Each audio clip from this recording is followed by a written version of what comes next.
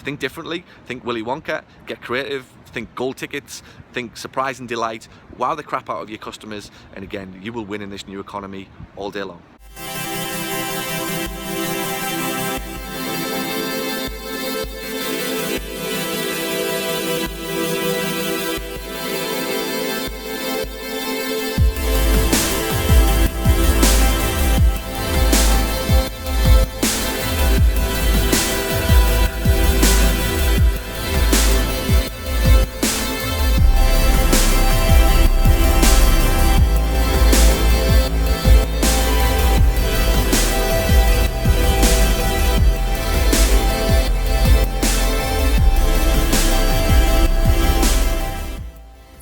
Was, we're a PT clinic located inside of a gym right next door to a facility that sells knee supports, back supports and ankle supports. How do we get more of these people buying supports to take physical therapy sessions with us instead? It's a great question. We have at my practice a whole array of knee supports, back pain supports, and we openly advertise these things to consumers, even though I know it's not what they need in the long term. So what I do is I do something which in marketing and business is called meeting people where they are. We will openly advertise that we offer solutions in terms of supports to things like knee pain and back pain, because I know that that's what people are looking for. They're probably looking for these things before they're looking for physical therapy, because they're quick, they're easy, they're cheap in comparison, and now I know that it's not probably going to be the long-term solution that they need. But I can't have that conversation with them immediately. They've walked into my store looking for a knee pain support. I'm going to offer it to them, I'm going to sell it to them, but what I'm also going to do is make it very obvious and very easy for them to book a physical therapy appointment as well. I'm not going to put them off buying the knee support, even though I know in the long run it's not going to help them. I'm going to help build a bridge. And how I do it, think Willy Wonka. Think golden ticket, okay? So people are buying these knee supports and people are buying these back pain supports. So what we'll do inside of the pouch that the knee support will come in, we insert a voucher with the equivalent amount of money off that they will pay us to buy that knee support to book a physical therapy session. Does that make sense? So let's say, for argument's sake, the value of the knee support is $55. My physical therapy sessions are $150. We will give somebody a gold voucher inside of that knee support or back pain support that will allow them the equivalent $55 off a full evaluation at my practice to get the help that they really need. And we tell them that. So what we don't do is put them off buying the knee support. We acknowledge that that's where they are in the world and that's what they want right now. They don't know me enough, they don't like me enough, and they don't trust me enough having just walked into my practice to buy this. So my staff have been trained, we educate them, we help them, but we don't push them. We just say, hey, we're here when you're ready, and inside that voucher will be a card or a link to to go to the website to get some free tips on knee pain or back pain or whatever it will be. And ultimately what we'll do again is just follow the lead generation process. You've walked into my world, and the knee supports are essentially my way of introducing you to what else I can do. I know that you want the knee support, I know that you think that that's what you need, but I also know that even though you need the back pain support, you need back pain treatment or knee pain treatment from me as a physical therapy clinic, you're probably not ready to buy it from me yet. So use the golden ticket. Think golden ticket analogy. If I was in that gym, I wouldn't do what everybody else does and go and network and put some fancy logos and leave some leaflets on the desk and expect him to do the work for me. It might work in the first week or two, but then people just forget. Like, these guys forget, and they're not, they shouldn't be your salesmen. So what I would do, I would literally walk in, I'd ask the guy how much his knee supports are, how much his back supports are, etc. And I would go away, I'd get gold tickets printed up with a credit note. Essentially it's a credit note to put inside of those inside of the pouches that people get when they buy these knee supports. So I'm leaving nothing to chance. Nobody else has to do anything for me. I'm going to ask him. He's going to do it. He's going to love it because he's giving his customers something as well. And if you do that, it'll probably make him more likely to tell people about you as well. So you're going to win both sides of the coin. But don't just expect him to give you referrals or send patients to you just because he's a nice guy. Like, it'll work for a week, but if we incentivize it in a way that gives his customers a surprise that they weren't expecting, a long-term better solution, $50 off physical therapy, etc., etc., it will work for you. So it's a surprise and delight strategy. It's forced. We are meeting customers where they are. We're educating them. We're helping them. We're building some trust, and we're doing everything right that is way better than just walking into one of these like gyms or these facilities and saying, hey, I'm a physical therapist like everybody else in the town does, send me some referrals, give me some patients. What makes you different, what makes you truly different, is when you can walk into a business like that and say, hey, like, I'm trying to help you, I'm trying to help your consumers, and I'd love to, you know, to get to know these consumers much, you know, better by offering them some help, some assistance that will guarantee them a long-term recovery. But I also understand where they are in the world right now, and I'm not going to be pushy. I'm not going to try and sell them on physical therapy knowing that they've walked into a store asking for your knee braces. So that's how I would do it. Think differently, think Willy Wonka, get creative, think gold tickets, think surprise and delight, wow the crap out of your customers, and again, you will win in this new economy all day long.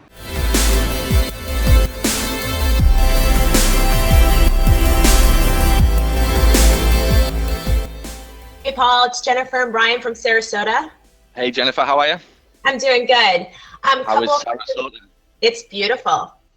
Warm, sunny, gorgeous. We love it here. Good. Quick question. If you could just elaborate on the supports and braces again, because you're saying you're using that as a way to convert a patient. So I'm not sure how are you selling them? You just have them there? Yeah, well, so yeah, how do we sell them? You could have them on your website. I don't, but I have 2 premises. They're in very visible footfall locations. So this is part of something else I'll speak about later, and I was talking about it with Jared yesterday. I believe that if you can get and find the money to get on commercial, you know, high footfall, high visibility traffics, and get out of the classic gym or the classic medical center, like, that is the future of physical therapy clinics. Just like a tanning booth, a hair salon, a grocery store, like, if you can get positioned in a place where people are and they can see you, that's the next step for a lot of businesses. That was the decision I took. I spent a lot of money on buying premises on high footfall premises that I acquired over time, basically, you know, with the profits from the business. So we have big signs outside of the practice that say, like, knee support, back support's available, walk inside. Okay. We also openly advertise it via email. So what I'm doing, again, don't rule yourself out thinking we don't. It doesn't matter, right? The process is the same. You just have to find a way to have the same thing going on, just in a different way. Because what it comes down to is, in marketing, it's called meet them where they are, okay? You don't sell them what they need, you sell them what they want. And then when you get to know them, you tell them what they need. So if I put out a big sign that said, you don't need it, you know, you don't need a knee support, you need physical therapy, human beings being human beings will just go, screw you, I want a knee support. That's what they do, but that's what we do, which is why it's very difficult in the beginning to say, well, we don't want to give you a knee support because what you need is physical therapy, yada yada. Go, oh, that guy's just selling to me. This is what goes on, right? So in my life, I go, okay, I'm not having that fight. But what I'm going to do, I'm going to give it to you, because I know it probably will give you some short-term relief, you know, if you're going for a walk or whatever, but it's not your long-term solution. So what I'm going to do is set up a process that if you walk into my business, I'm going to meet you where you are in the world right now in terms of what your mind is thinking. So I know that somebody's told you that they bought a knee support like 5 years ago and it like really helped, like total whatever. But that's the way the consumer thinks. Or they've read a big Sunday newspaper that's offering a knee support, and the person just didn't get it from that newspaper that day. So they're now actively looking for something similar, a cheaper one or whatever. So they make their way into my little world, and my little world says, hey, no problem, we'll give you a knee support. But what we'd also like to do is help you, because we know that it'll only give you short-term relief. And my job, my ethical job, is to tell you that this won't be your long-term solution. It might let you play golf this weekend. It might just get you, you know, the first 7 days of that vacation that you're going on and help you enjoy it 10 or 20% more. That's what they want to hear. But then they also need me to say, or my staff to say, listen, what we have is, because we realize a lot of people leave this practice thinking that the knee support is the world's best thing, and it will be for a couple of days. What we'd like to do is give you an opportunity to get some real lasting relief. So much so we believe in it that the $50 you've just spent with us, how about we give it to you as a credit? So that if and when and whenever you're ready to book a physical therapy appointment to get some real solutions, just trade it in. So that's what you've got to pay attention. Don't pay attention to the, like, Paul's got a sign outside his shop or he's whatever. Pay attention to the I'm meeting them where they are, and then you just have to find out, how can we do that? How can we replicate that? In the same way that chiropractors are advertising pills for people who are overweight, because people who are overweight are probably lazy, right? I'm being like brutal. They're probably overweight, right? Sorry, they're probably being lazy or are lazy. So that's a trait and that's a habit that they've got. So the chiropractors know that. So what they'll do is they'll make it very easy for them to get a solution. But then what they'll do is they'll build a nurture process and a system in play that allows that person to make a better decision about getting chiropractic over a period of time. Because nobody moves until they are irritated enough by something where the pain that they're in will warrant the move that they have to make. Does that make sense?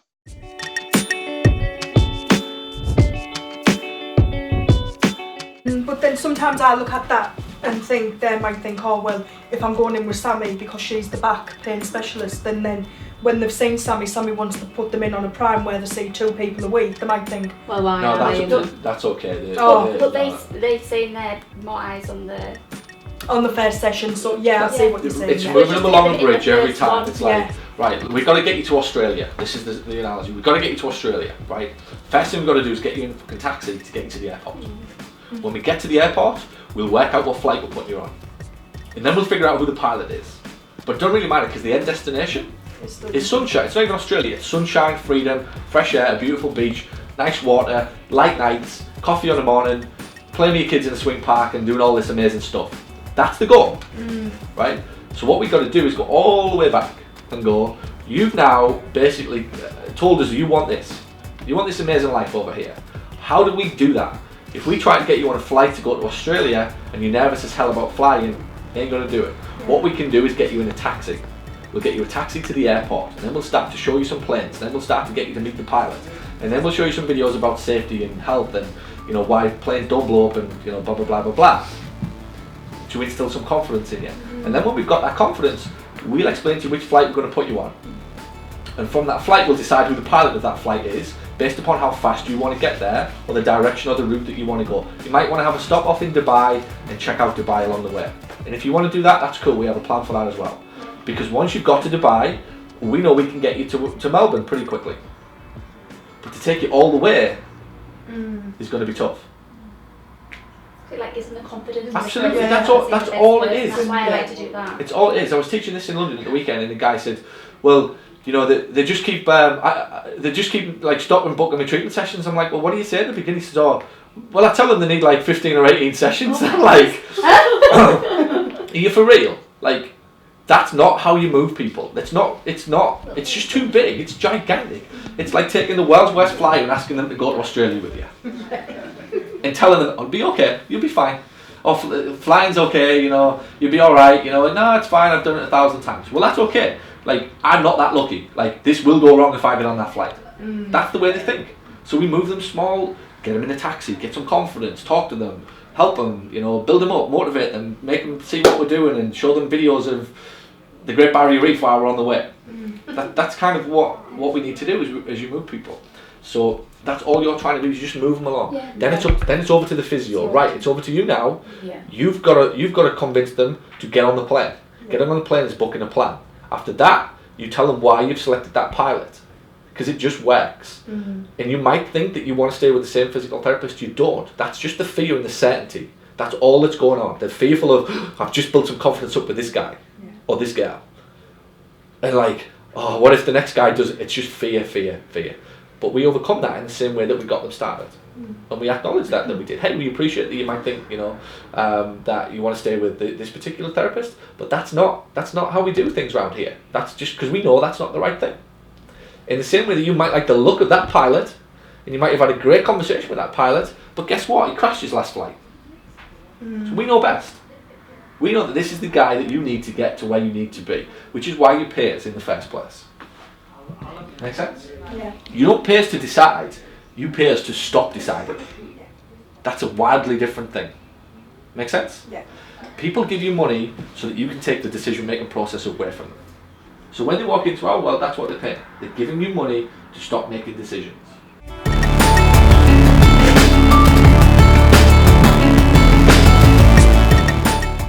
Hi guys, welcome to a very beautiful San Diego today.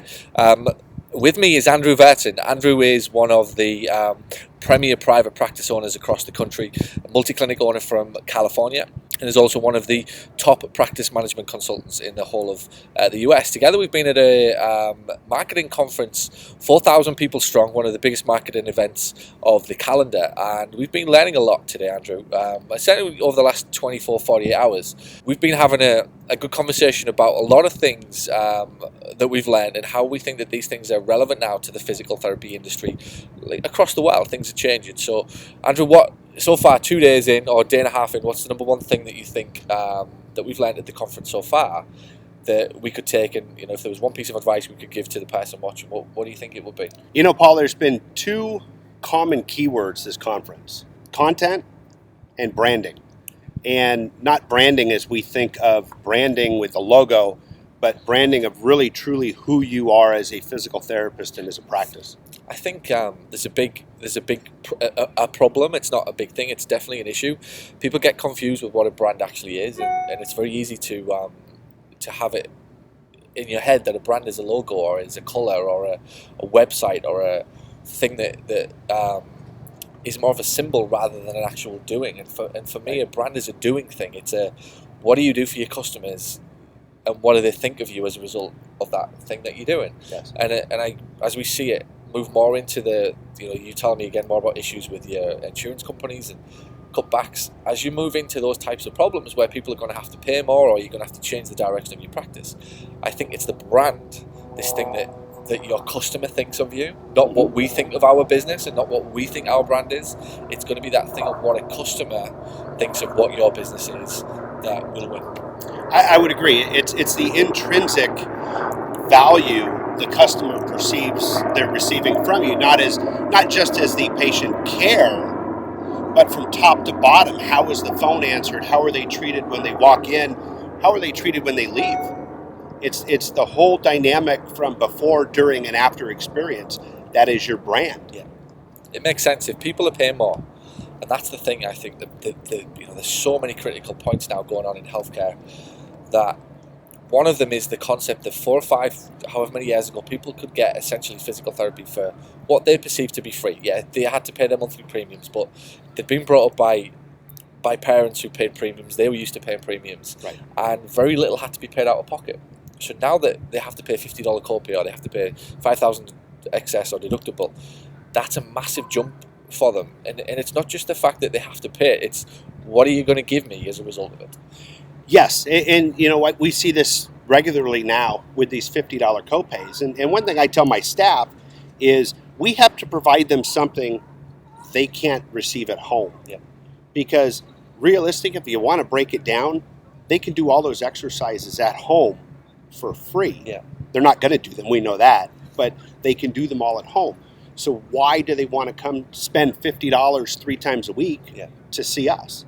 That's the difference. I think the answer, the paradox, if you like, is I don't know if you have to do an awful lot more when they arrive. It's what you've got to do before they arrive now that's the key, because marketing and business success is down to the perception that the customer has of what you're going to give them. Right. And if they think that you're not going to give them more value, then even if you do, they won't feel it. Yes. And the reverse is possible, that if they think that you're offering them more value and that you appear to be giving them more, then you will, in their eyes. So I think that entrance point to a business now, from marketing to the way the phone's answered to the way that they first sit in the reception area, that now is probably the most important part of any business, particularly a small physical therapy practice, because that's where the person who's coming into your world will determine the value that they're about to get. Yes, and I think that comes to that second part of what they've really been talking about, the content. And content, we think, is the blog. Yeah. Content is far more than the blog. Yeah. Content is the total educational experience you're going to provide this person. Yeah, I think it's very easy to get confused in what things like brand mean, what things like content mean, and ultimately you can never lose sight of the patient. The patient for me is the thing that defines the business. People think that their physical therapy skills define a business, or the fact that they are a physical therapist defines their business, and I'm not 100% sure that's the case. In fact, I'm 100% sure that it's not the case. Why? We're 100% sure because we're standing here in San Diego and we're not treating patients. Yeah, it's well, that was one of my goals, was to build an asset. And for me, a difference in a business can be a liability or it can be an asset. And for me, in my world, a liability is if I have to keep getting up every day and I have to keep doing the massage. Potentially, it's a liability at some point. So to me, it was always about assets. How do I create that business to be an asset and a passive income that will pay me whether I'm there or I'm not? Right. And then it came, how do I create the systems and what do I need to do? But prior to all that, I still had to go back to the customer. Yes. Who's my customer? What do they need? What do they want in their life right now? Unfortunately, it isn't physical therapy that they want. So we have to begin a relationship with them at the beginning by other things.